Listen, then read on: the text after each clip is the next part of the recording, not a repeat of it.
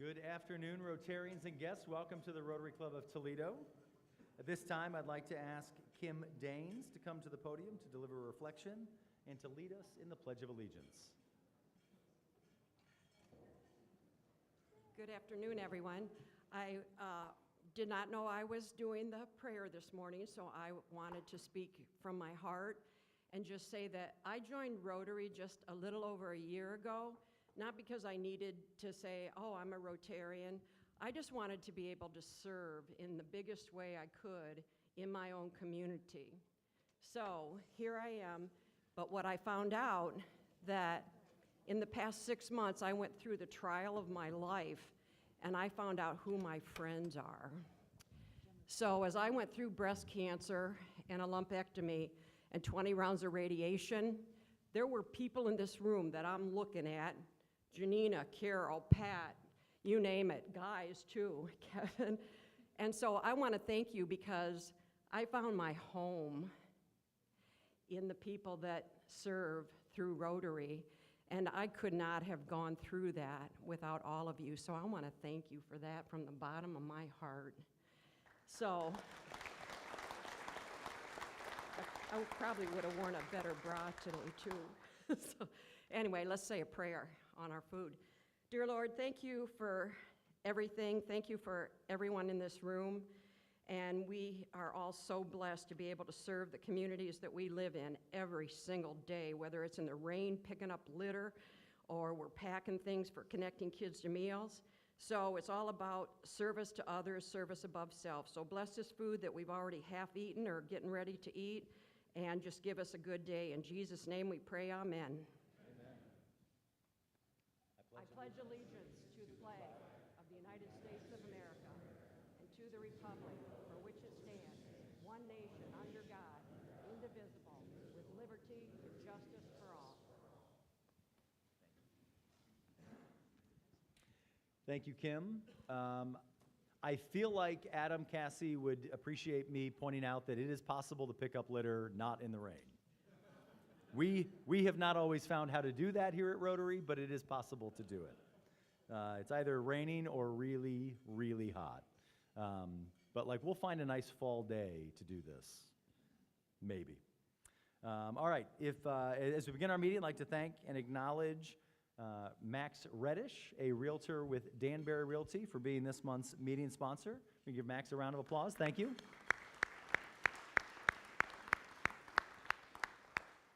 If anybody has any guests that they would like to introduce, Zach is in the middle of the room. You can head there and grab the microphone. Introduce your guest with where they work and their name. That would be great. You have to come with me.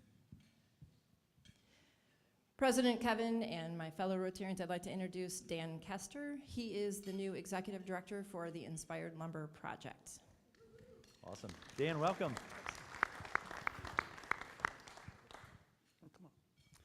President Kevin, I'd like to introduce the new Vice President for Finance and Administration and CFO at Lourdes University, Miranda Zatko. Miranda, thank you for being here.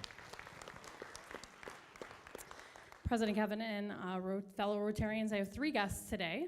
My first guest is Jackie Lawrence Harper. She's a family service manager with Ronald McDonald House. Jackie, thank you for being here. My second guest is Sean Murphy. He is the owner of Advanced Advertising and has his application in for new membership.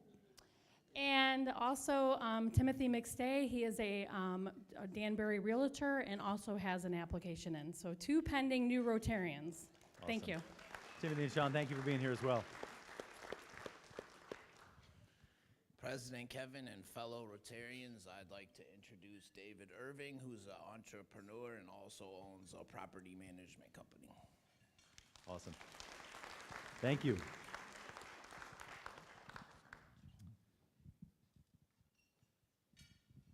Is Fran Anderson in the room? She is. She's hiding under the table. No reason, just wanted to know. So this past Friday was the kickoff for the Mesa Bike Tour, and we had an incredible party at Rockwell Steakhouse. I see a number of folks. Greg was there, hopefully had a good time. If you didn't, I don't want to hear about it. It was a great event with great crowd and a great kickoff to the 20th anniversary of the Mesa Bike Ride. Every year, the riders who are the folks carrying the freight for the largest fundraiser for Mesa, which those of you that are not familiar, I guess I should back up. MESA stands for Medical Equipment and Supplies Abroad. I like to say it's the world's greatest recycling program, where it takes medical supplies from the US, stores them in a warehouse in Fremont until somebody in the world needs them, and then we ship them all over the world. Whether that's to Ukraine, to Central America, we're shipping massive shipping containers packed full of medical supplies. And our club this year helped contribute $10,000 to help them buy MRI machines. That seems to be the number one need. And they're not getting them donated at the pace that they need them. So they actually went out and bought them. And they raised more than they needed. Were able to buy more than they thought they were going to, which is incredible. So I talk about the riders who carry the largest part of this freight for this fundraiser, but they're not the only ones that helped to do some of the heavy lifting for Mesa this year. Because sometimes it's as easy as, the work is going down to Fremont and helping organize the warehouse. Sometimes it's riding your bike. And sometimes it's spending hours in your kitchen baking jam. Sometimes that's how that happens too. At District Governor Tim Ryan's installation, they auctioned off some of Fran Anderson's world-famous jam. And Tim, help me remember, what was the most expensive jar of jam went for how much?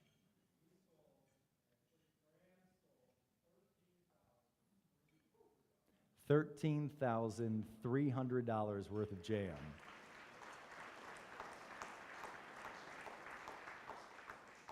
Now, I didn't pay $13,000 for the jam that I bought. It is by far the most expensive jam I've ever purchased. I think I spent more on that jar of jam from Fran Anderson than I have on jelly my entire life combined. But I told her the next time I saw her, it was worth every penny. I talked to somebody who bought jam, and they have not opened it yet. And they were like, I can't. At what I paid for that, I got to keep it. And I was like, no, what you paid for, you need to eat it. It is delicious. So, Fran, I am excited to present to you from the team at Mesa. We have a Mesa cycling jersey. On behalf of the team at Mesa, thank you for everything you've done.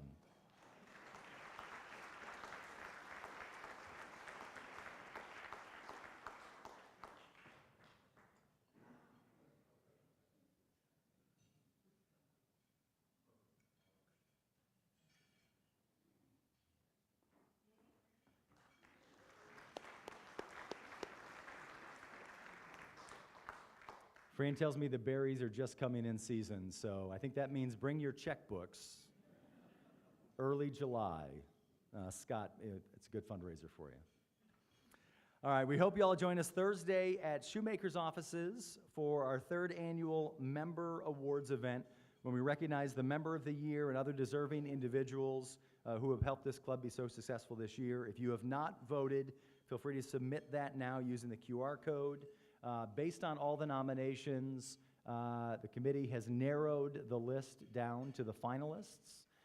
So scan that QR code. One, if you are a finalist, I highly recommend you be in the room. It would be embarrassing if you were selected for an award and did not win. That's happened to me before. I don't recommend doing that again. I plan on being there on Thursday night, although I don't plan on winning anything this year, so that's the irony. Voting closes tonight, so please scan that QR code and do that. All right, let's get to today's program. It's my privilege to welcome, I think it's safe to say, one of our, if not our city's top historians, and one of our, if not our city's top storytellers, my good friend Ted Long.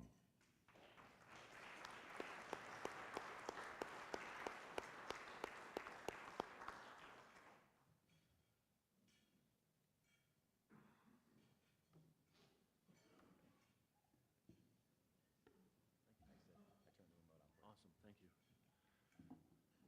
All right, show of hands. How many people in the room have had a conversation with a friend or family member about a restaurant in Toledo that's no longer around in the last month and a half, let's say? Look at you. We love our restaurants, don't we? And that's what I'm going to talk about today, is this new book of mine called Table for None, Lost Eateries of Toledo. But let me give you a little bit of background first, because I want you to understand how I ended up coming to this unusual topic. 2020, Yarko Cook from the, at that time, University of Toledo Press, he approached me after looking at my blog, holytoledohistory.com. And he said, hey, have you ever thought about writing a book? And I said, not really, but I'd give it a shot. But what I didn't want to do was write a long-form book, let's say the history of Toledo, because I was used to doing short stories in the blog, and I really like to just cut and chase and go right for the backstory of different historical stories. And so we talked a little bit, and we landed on the idea of Forgotten Visitors. These is a compilation of 22 people who visited Toledo over the last 200 years, who you may know or may not know were here, and what the backstory was around their visit. And I really enjoyed putting that together. It was a fun project. The next project you may have seen is called 100 Things to Do in Toledo Before You Die. I didn't write the title either, by the way. Reedy Press out of St. Louis publishes these all over the country. And they also ran into my blog and said, you look like someone could write this book. I wrote it during COVID, and they kept calling, pushing me on the manuscript date, and I was like, why are you in such a hurry? And they said, look, when COVID breaks, people are going to won't want to go out. And we're now in our third printing on that book. So I think they were right. They know their business. The next book that I did, it just came out this fall, is another compilation. And this one is called the Toledo Papers. Originally, it was going to be the Toledo Letters. I wanted to write a book about letters written to and from Toledo and the history behind them. But then I also had some other stories I wanted to tell, and I couldn't find letters, so I went with ephemera, you know, a ticket from a ball game, a poster. And I started working with a collector in town, Mark Snyder, and he has everything. Anything Toledo, Mark has it. And as we were working, he kept telling me, Ted, you have no idea how many menus I have. And so one day he and I met, and he brought a bucket out, and it was filled with menus, swizzle sticks, napkins, matchboxes, I mean, anything you could think of, all around Toledo, and most of these restaurants were gone. And it was that time when I decided I think we should write a book about lost restaurants. And so now in a third, really fourth, compilation book. The process wasn't very difficult for me. I actually was able to come up with about 100 restaurant names in about a week and a half, talking to friends and family. And everybody would say, well, you can't remember, you can't leave out this one, and if you leave this one out, I'll never read your book. You know, there was those certain restaurants that you just have to have. And I was able to pare that down to about 75. So the book has 75 of these restaurants.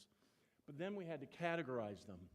And this is what I ended up doing, just to kind of give it some kind of, something you can get your arms around, and not just get lost in a bunch of names and restaurants. The first category was early eating places in Toledo. And for this, I went back, and if you don't know this, our library now has the entire Toledo Blade digitized. And so you can, instead of knowing what date you're looking for, you can actually search through the entire archives of the Toledo Blade. And so I was able to find this 1848 advertisement for Conless Saloon. And he was just opening the saloon, and I love how this is October 13th, 1848. And love the big bold print. He's going to serve oysters, lobsters, and eels. Yummy, right? But what's going on in 1848? Think about the culture. If you were going to go out to eat, you weren't going to eat what everybody else in the Midwest or in the middle of this black swamp was eating. You wanted food that came from the east. And he advertises here that he has food coming in by express.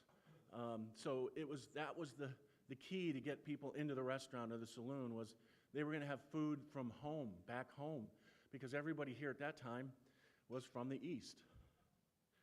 So I did do some deep dives into the old restaurants. One of them that I thought was really interesting was this one.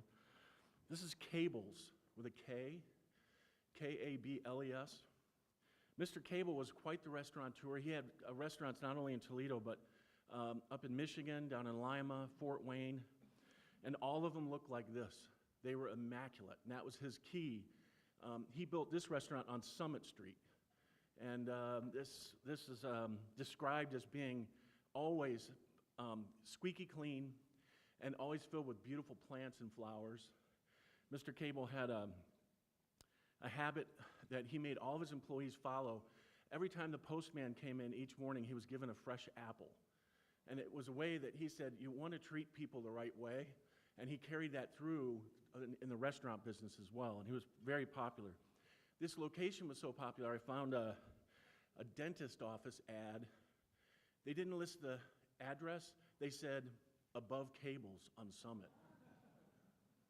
So you know it was pretty popular.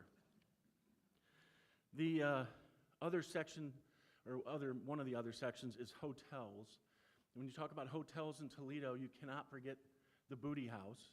And I always have to say it's B-O-O-D-Y, not T-Y, Booty House. This picture is just one of my favorites that shows the Second Empire style of this just gorgeous building. Now, this was located at Madison and St. Clair, where the PNC Bank building sits today. And it was a extremely popular restaurant or hotel throughout the Midwest. U.S. presidents stayed there. If you were coming to Toledo at that time, and in its popularity, this was the hotel you wanted to stay at. Mark happened to have this beautiful menu from 1907 for the Lincoln Club dinner from the Booty House. And, I mean, you could tell it's over 100 years old by the look, but you also get a sense for just how much class went in to putting a menu together for a one-night event. This is just a one-night event. And then here, I'll stop for a minute and let you see. I hope you can view that. This was the menu for that evening.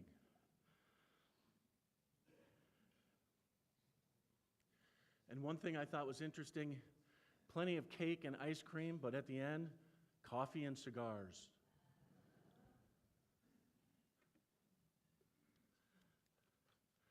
The other major hotel that you can't forget when you talk about the hotel side of the restaurant business is the Secor, the Hotel Secor, as you see in this sign. I love the fireproof in neon was one of the advertisements. This was because of its construction using concrete. They advertised it as being one of the first fireproof hotels in the United States. But the Secor, when you talk about class, they went all the way. This is a menu from 1909. These are hand-painted. Each menu was hand-painted. The piece in the center was done by an individual, and then the ribbon and embroidered flowers were also done by hand. And imagine, they were serving these in the restaurant to individuals, and think of the time and effort that would go in to just making the menu look classy, let alone the rest of the hotel. You can also see some of the items on the menu here. I'm not sure how well you guys can see that, but it, again, featured a lot of food coming from the east. And Toledo doesn't really start to come into its own in terms of what Toledo was all about until probably 1930s, when they start to look at, Toledo was probably at that time going to become what everyone referred to as a meat and potatoes town. And I'm going to talk about the development of that here in just a minute. The other section of the book is fine dining. How many people here remember Dyer's? A lot of you remember Dyer's? Dyer's Chop House, probably one of the top restaurants in terms of what may be considered fine dining. If you're old enough to remember walking in front of that window in the front and looking down and seeing lobster on ice, entering the restaurant at lunch in what was considered the power lunch location in Toledo. And unfortunately, a lunch location until 1972 where women weren't allowed in until after 1:30 p.m. So they were completely cut out of the power lunch until two women took them to federal court and won, and they opened Dyer's and eventually opened clubs like Rotary and Kiwanis and others that followed. Dyer's is an interesting story, though. It actually started in the basement of the Ohio building in 1905 as the College Inn. And then Elmer Dyer moved it in 1917 to the location on Superior. It was the 200 block of Superior.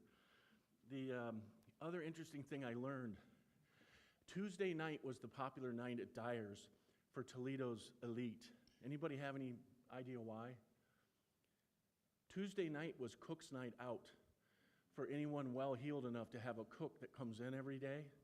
So everybody in town decided we'll give them Tuesdays and we'll all go to Dyer's. And that's where you'd find all the well-heeled Toledoans on a Tuesday night.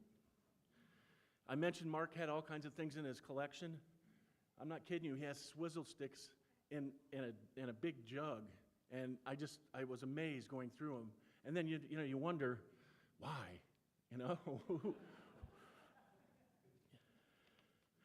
This is the Chop House menu from his collection. I noticed they don't list the price for lobsters. This is probably, I would say, mid-1970s.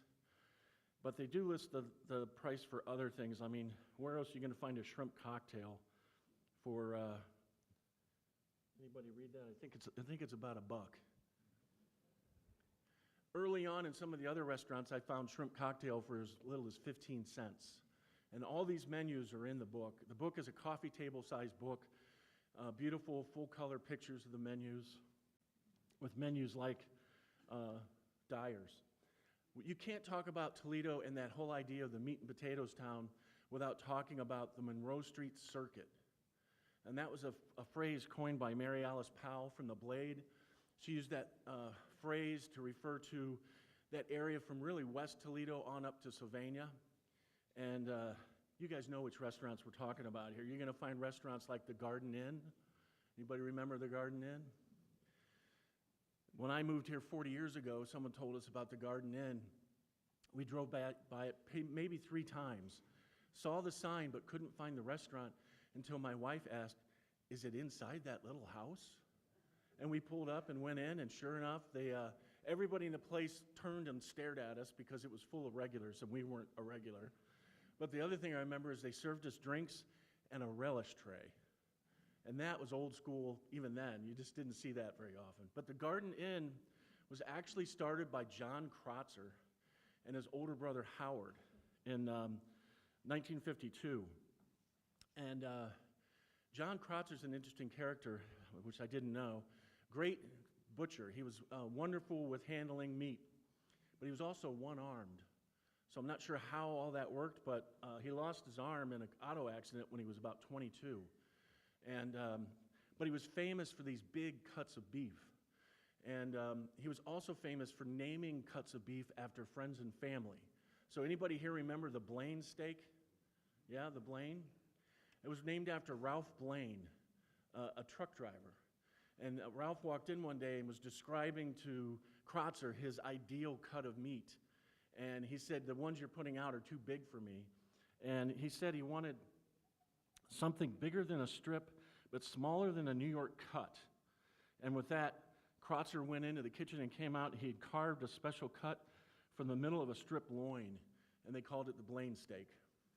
And that steak carried over to Kreutzer's next establishment, which was Kreutzer's Steakhouse. He sells Garden Inn in 58. 1 year later, he moves in at Harvest in Monroe, and he opens Kreutzer's Steakhouse. What do you think's the first steak on the menu? The Blaine. He carries it over from the previous place. Two very popular places. They were just regular roadhouses, but people came and came and came because it was consistent. The food was really, really well cooked, and because of the staff. When you talk to people about these restaurants, they'll tell you all about the waitresses and the bartenders, and just, it made the character of these places. I do want to point out, I found this interesting. Yarko and I were editing this out, and he looked at this picture and he said, Hooters stole their sign. Did you guys ever notice that before? Where Crotzer's is today is now Hooters. They didn't take the sign down, they just put their sign instead right next on top of it. You drive by it every day and you go, oh, you know. So buy my book. It's interesting facts like that that really make it. Here's one of the stories that was really the most surprising and shocking to me. Folks remember Bud and Luke? Madison and 20th Street? Okay, I had no idea this story. Bud and Luke was founded by two brothers who were car salesmen in 1930 in the South End. Got very popular, and they moved up here to Madison and 20th Street, and they hired all their car salesman buddies to be waiters, and most of them were like out of this world. I mean, just crazy. And they all started doing just crazy things like the maitre d', if someone walked in with a tie, would pull out scissors and just cut your tie off. And then he'd say, your table's over there. You'd sit down, and the waiter would come over, throw all of your utensils on the table, sit down next to you and take your order. While you're giving your order, another waiter would come out of the kitchen with a thing of dishes and pretend to trip and throw them onto the floor and crash them all over the floor. And it was just a madhouse. And people loved it. People paid to come into this place and hang out because it was just crazy. And then Ernie Pyle, the journalist, got invited to come to Toledo, and he wrote an article about it, and it went worldwide. And now people are actually coming to Toledo. I see Lance here from Destination Toledo. People are coming to Toledo saying, we got to see this Bud and Luke. Take us to Bud and Luke. We've heard all about it. And so it became a very, very popular place. Now, here's the part that just did not see coming at all. 1938, the restaurant union picketed Bud and Luke because they wanted it to be a full union shop. And a majority of the employees didn't want to be union, but they picketed anyway. And Bud and Luke just said, screw it, and they closed the place down. And they shut it down for about 4 months. And they won the battle with the union. And this is the full-page ad they ran in the Toledo Blade when they reopened. So I'm thinking, wow, I never heard about this controversy or anything negative happening with this restaurant. Well, then I go to the next section of research, and I'm really blown away when I find out Bud had, back then, what was described as a nervous breakdown because he couldn't take all the craziness in the restaurant. And he moved to Florida, and Ernie Pyle followed him there and wrote a follow-up story. And he tells Ernie, he was like, the place is a madhouse. I can't take it. I don't want to be there anymore. And so he opens a restaurant in St. Petersburg. His brother Luke leaves 2 months later and opens one in Fremont, and they're gone. And Bud and Luke goes on for 40-some years when the brothers were long gone and had left because of the craziness of the place. So that was an interesting story. A couple more I want to just cover. I want to talk about Quinoa Low. I used to be an avid reader of, Bend to the River magazine. Remember that? The two sisters in Maumee put out this historical, and people would send in photos. And many of the photos from World War II were servicemen home from the Pacific or Europe in their uniforms at Quinoa Low, usually with their girlfriends. It was the nightclub in Toledo, and it was also a Chinese-American restaurant. It was on the corner of Cherry and Huron, and this place was fantastic. Opened in 1909. This is a beautiful picture, postcard of the interior. I just love the colors and the design. The stage was on a hydraulic lift. You're going to see Ella Fitzgerald here, Benny Goodman, Glenn Miller, all the greats played at Quinoa Low. And it was the place in Toledo, really from mid-20s up until, unfortunately, the 1950s. 1950s killed Quinoa Low and other nightclubs when television started to come out. And people stayed home to watch TV instead of going out for dinner in a nightclub. But the other thing that really killed them was, sadly, the IRS. Mid-1950, the IRS passed an entertainment tax. And anytime you had entertainment in a restaurant, you had to charge an additional entertainment tax and turn it into the IRS. What a lot of nightclubs did, and also I know the Secor did it and some of the other hotels, they assumed they only had to charge the entertainment tax for people who entered while the entertainment was playing. And the IRS found out a couple years later and came back in and audited and said, no, you had to collect that from every single person who entered your restaurant. And they then charged them all with back taxes. And Kinwallow went under, along with a couple other big nightclubs in Toledo. The other one was KC's. Secor was also in a jam, but they had enough money they could pay the back tax off and still survive. But restaurants like Kinwallow, which was family run, they didn't survive. How about Frank Uncle's? Y'all remember Frank? What's interesting about this place is he's one of the first people to figure out we should build a restaurant on the river. It's like one of our greatest assets, right?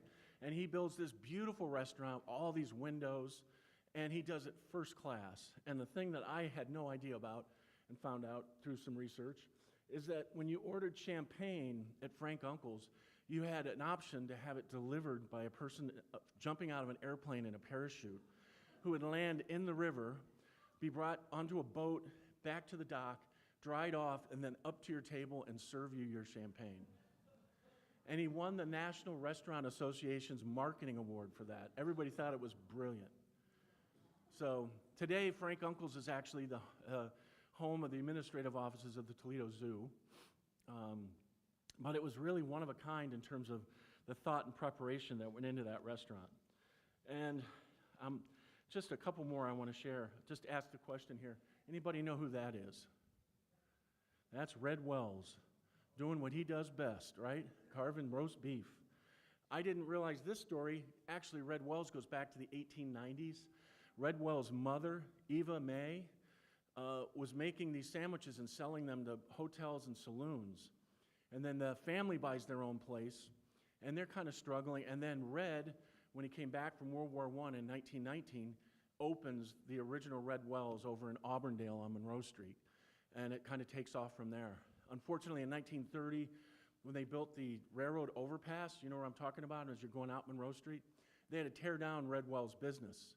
But the city gave him some funds and gave him some property in downtown, and he moved a couple of stores here in downtown, and that's when it really started to flourish. So Red Wells. And then last, I couldn't do it without talking about this one from a downtown perspective. This is the building everybody waited for, right? The fiberglass tower. The groundbreaking was May of 1967, and everyone knew that it was going to house a beautiful restaurant on the top floor, and people could not wait for it to open. When it finally did, that restaurant was the top of the tower, and we feature the entire menu for Top of the Tower in the book. Unfortunately, everything I read, and someone may be old enough to tell me if this is true or not, the best thing you had in that restaurant was the view. It wasn't the food. And in fact, the restaurant didn't last all that long because of that fact, and when it finally closed down, the Blade called it the flop at the top. Bold headlines. And he blamed it all, believe it or not, on Gladio.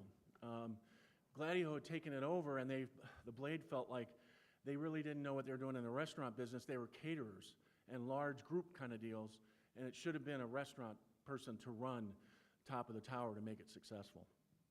All right, so a couple more kicks, and I'll get off here and see if you have any questions. The first book, Forgotten Visitors, still out there, available at local bookstores, at Titke's. You can also get it at Gathering Volumes in Perrysburg and on Amazon.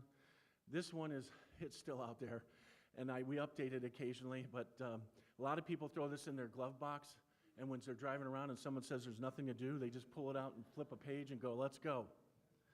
And then Toledo Papers, available on Amazon and also at Gathering Volumes in Perrysburg. And then this book, which was actually published last week. It's available on Amazon in hardback and softcover. Great coffee table book. It's not a book you're going to put in a bookshelf. It's one you're going to leave out on the coffee table, and family and friends are going to pick it up, and you're going to have a trip down memory lane, talking about all that nostalgia. I'll also mention that I do history tours on a GPS app called Voice Map. So if you're interested sometime of just walking or driving, because it's GPS based, I know where you're at, so I'll tell you, stop here, turn to your left, this house was built in, all right, let's forward, and I give you all the directions that you need. The most popular one I have is the Unholy Toledo Tour, which is a gangster tour of Toledo going back through the 1930s when the Licavoli gang came over and took over Toledo. And then if you want to learn more about what I'm up to, holytoledohistory.com. holytoledohistory.com. Is it okay to take a couple questions? Anybody have a question? All right, well, you've been terrific. Thank you very much. Appreciate it. Oh, I'm sorry. Question?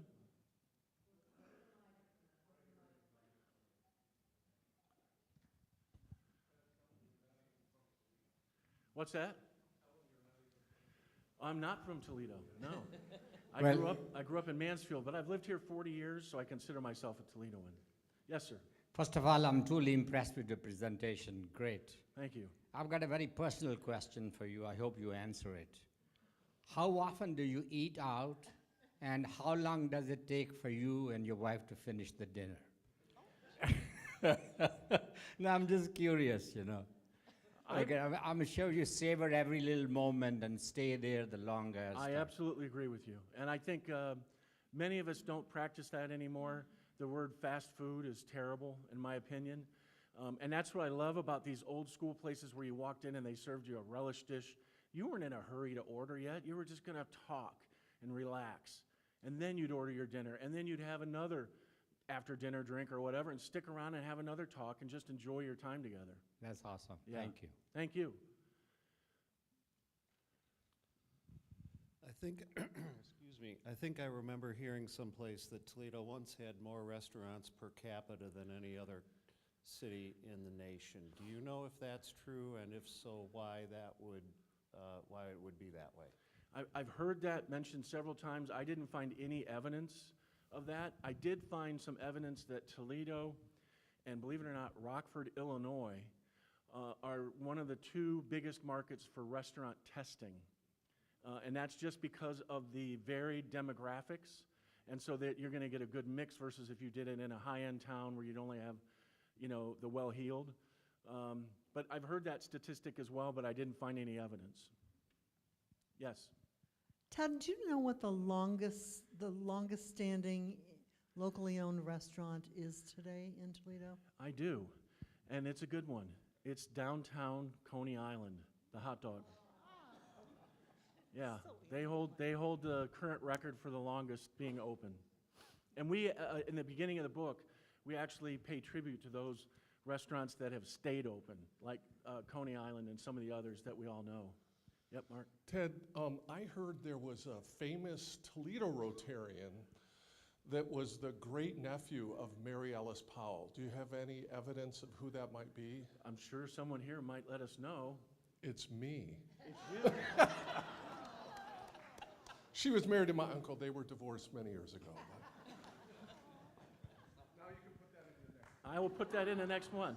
Listen, you guys have been great. I'm sorry, one more. Two more? Hi, Ted. Hi. Can you tell us when your next cemetery tour is? I'm sorry? Your next cemetery tour? Oh, yeah. Ted Ligabell and I are going to do a tour at Woodlawn. I'm a docent there along with Ted and a couple other people. I think it's July 10th I think it's at 7 o'clock, and it's going to be a really fascinating one. It's famous people from Perrysburg and their homes along East River Road. So I will talk about the biographies, and Ted will talk about the architecture of these homes.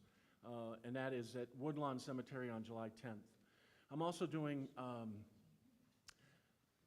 thanks to our friends at the National Museum of the Great Lakes, I'm doing tours on the Sandpiper the first Wednesday of every month. And the next one coming up is Shipwrecks along, or actually I did Shipwrecks last month. It's better. It's bootleggers on the Maumee.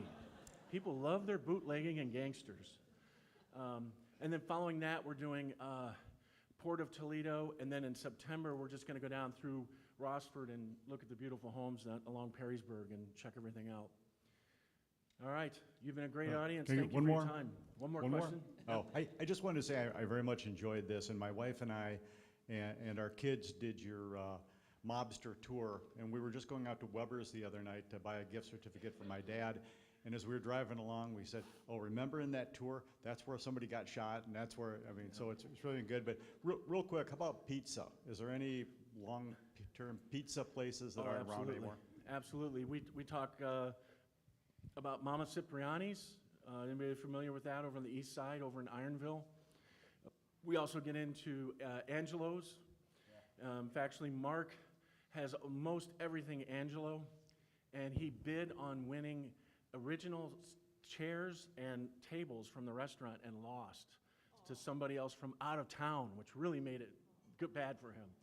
But he has a photo of it, and we include that in the book as well. He does own an original Angelo's jukebox, though, which he has, and it works. So he's pretty excited about that.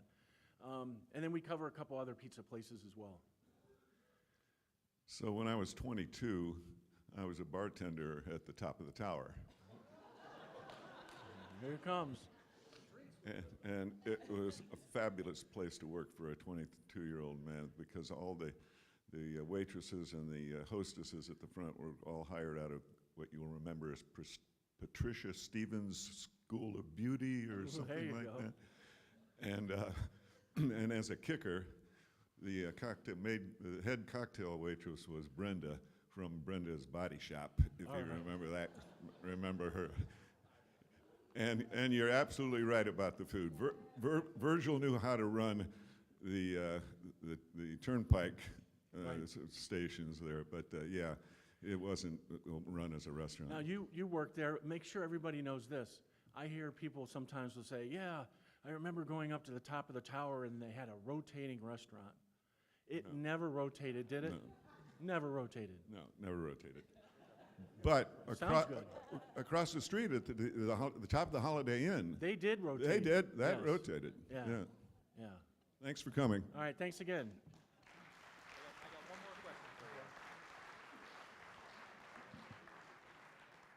First of all, I love asking the bartender whether or not the room rotated. That's a good point. I'm curious. I mean, you've told a lot of stories about Toledo. When you're talking to somebody that's never been here, I'm curious. What do you tell them? How do you describe Toledo? I like to describe Toledo as when I first arrived here, I really thought we'd last maybe a couple of years and move on. And we came here from Chicago in '88. And I tell people, A, it's a great place to raise a family. B, it's a great place to commute anywhere you want to go. But C, more importantly, it's a community where the people all have broad shoulders and they all are always welcoming you and always trying to help you whatever you're working on. And you don't see that in most cities this size. And it shows, it stands out all the time. And I think that's why we still, I mean, I was involved with Kiwanis for years, and unfortunately it's kind of died down. But your club itself is a good sign of what I'm talking about in terms of the culture and the character of Toledo. It's an important part of describing it to someone, besides saying it's, you know, it was industrial at one time, we're trying to transition, all those things that come with it. To me, it's about the people. Thank you. I got a gift for you. Oh, yeah. So I believe you said you wouldn't want to write a book about a big book about the history of Toledo, and you don't have to, because the past president of our club, Clint Mock, did. We're pleased to present that to you as a gift. You may have a copy of that before, but just get another coffee table. Let me tell you a quick Clint story. So Randy Ostra had me get involved in the steam plant, and I helped design and write all of the history wall. And he invited me to a meeting, talk about the history, and I stand up front. Clint's right in front, and Randy introduces me as the Toledo historian. And Clint looks at me and he goes, "I'm the Toledo historian." And I said, "Yes, you are. Yes, you are. I give you all the credit." So thank you.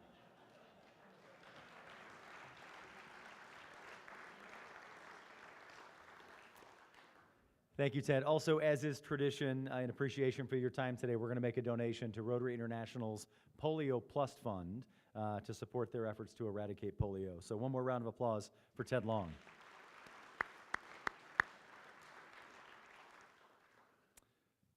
All right, we're counting down the days. Yeah, maybe, you're counting faster than I am, I know. We've got one meeting left and then a day of service. June 23rd, District Governor Tim Ryan and I will sit down for a fireside chat, talk about his year. There's a lot of incredible things that have happened this year in the district, and I'm excited for all of you to join us as we celebrate that with Tim and take a moment to say thank you for all of the work that he has put in. I learned prior to becoming president that they say, as a club president, you're allowed to have one initiative and you have to take one bullet for the club. If that's true for a district governor, I think Tim's taken a couple of bazookas throughout his year. But we appreciate the effort he's put into that, and I'm excited to hear him tell the story and share some of the lessons he's learned. That'll be next Monday, and of course the following week. We'll finish out the month and we'll finish out this Rotary year fittingly with one last Service Above Self Day. The sign-up form is available. It's in the spoke. You can find it on our social media pages as well. If you need help accessing it, you'll probably get another text from me with the sign-up link as well. So please go on there. Again, I will reiterate, my goal at the start of the year was to get as many people that attend a Monday meeting to attend a day of service. We take the Monday off and we go out and serve. And we have gotten to 75 members. We haven't quite made it to 100 yet. And so we're going to get there in 2 weeks. And the only way to ensure we get there is for each one of you to go sign up for a project. If you don't see something you like, come find me, and you're welcome to plan your own. If you need a shirt, so we've got, thanks to generous sponsors, we do have our Rotarian at Work shirts for our Service Above Self days. If you've not already gotten yours, we've got them outside, and Karen or Jackie can help figure all that out. All right, Finance Committee is meeting in Summit A, and that is the only committee we have today. So with that, go out and make it a great day, and we are adjourned.